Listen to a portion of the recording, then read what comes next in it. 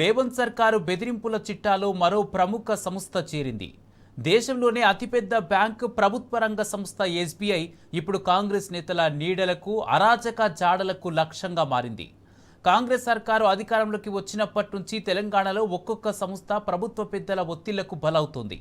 రాయదుర్గంలో తమకు కేటాయించిన భూమిని ప్రభుత్వం వేలం వేయడంపై ఎస్బీఐ న్యాయస్థానం తలుపు తట్టింది. దీంతో దేశంలోనే అతిపెద్ద జాతీయ రంగ బ్యాంకు ఎస్బీఐని రేవంత్ సర్కారు టార్గెట్ చేసింది.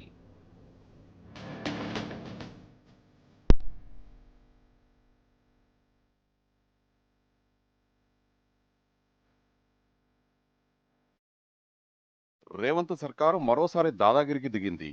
ఇప్పటి వరకు కాంట్రాక్టర్లు, కాలేజీ యాజమాన్యాలు, రియల్టర్లు, సినీ పెద్దలు ఎల్ఎండ్టీని బెదిరించగా ఈసారి ఏకంగా దేశంలోనే అతిపెద్ద బ్యాంక్ అయిన ఎస్బీఐని టార్గెట్ చేసింది. బ్యాంకుతో ప్రభుత్వ లావాదేవీలను పునః సమీక్షిస్తామని హెచ్చరికలు పంపింది.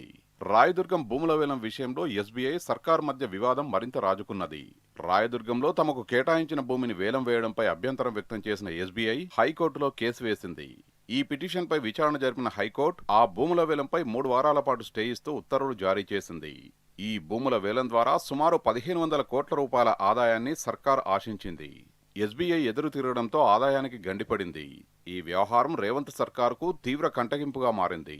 ఎస్బీఐపై కక్ష పెంచుకున్న సర్కార్ సదరు బ్యాంకుపై బెదిరింపులకు దిగింది. ఇందులో భాగంగానే ఏకంగా సీఎంఓ నుంచే ప్రముఖ టీవీ ఛానళ్లు, పత్రికలకు లీకులు ఇచ్చి హెచ్చరికలు ప్రసారం చేయించింది.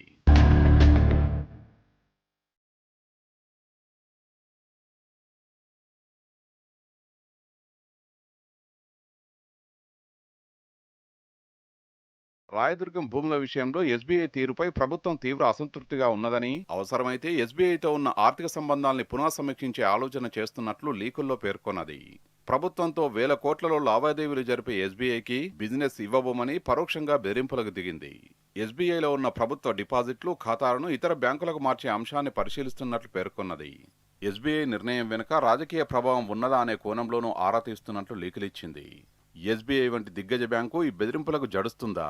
కోర్టులో కేసు వేసే ముందే ఇవన్నీ ఆలోచించుకునే రంగంలోకి దిగి ఉంటుందని బ్యాంకింగ్ నిపుణులు చెప్తున్నారు. లక్షల కోట్ల టర్నోవర్ ఉన్న ఎస్బీఐ నుంచే మెజారిటీ రైతులకు రుణాలు అందుతాయని, ఈ విషయంలో ఎస్బీఐ సహాయ నిరాకరణ చేస్తే సర్కారుకే ఇబ్బందులు తప్పవని ఓ సీనియర్ బ్యాంకు మేనేజర్ అభిప్రాయపడ్డారు. సర్కారు సూచించిన వర్గాలకు రుణాలు ఇవ్వలేదనో, తమ స్కీములకు గ్యారంటర్ ఉన్నప్పటికీ విరివిగా లోన్లు ఇవ్వట్లేదని ఆగ్రహం వ్యక్తం చేసే ప్రభుత్వాన్ని చూశామని, భూమి పంచాయతీలో బెదిరింపులకు దిగటాన్ని మొదటిసారిగా చూస్తున్నామని ఓ రిటైర్డ్ బ్యాంక్ అధికారి అభిప్రాయపడ్డారు.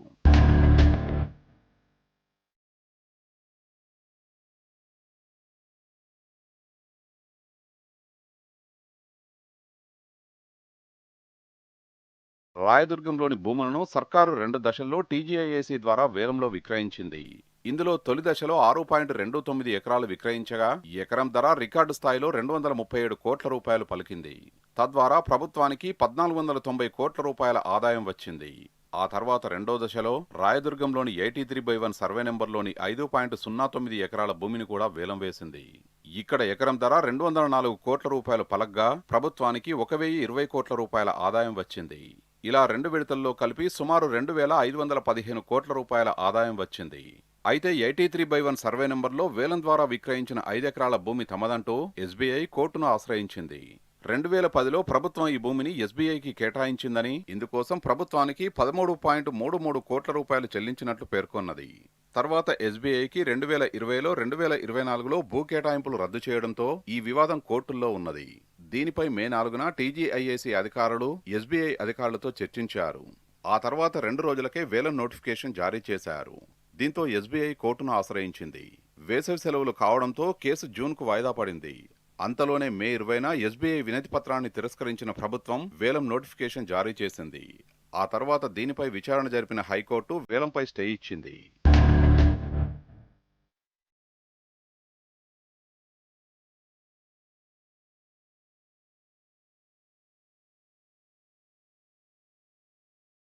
ఎదురు తిరిగిన వాళ్ళు, ఆదేశాలను ధిక్కరించిన వాళ్లను దారిలోకి తెచ్చుకునేందుకు కాంగ్రెస్ సర్కారు బెదిరింపుల రాజకీయం చేస్తున్నదనే ఆరోపణలు వెల్లువెత్తుతున్నాయి.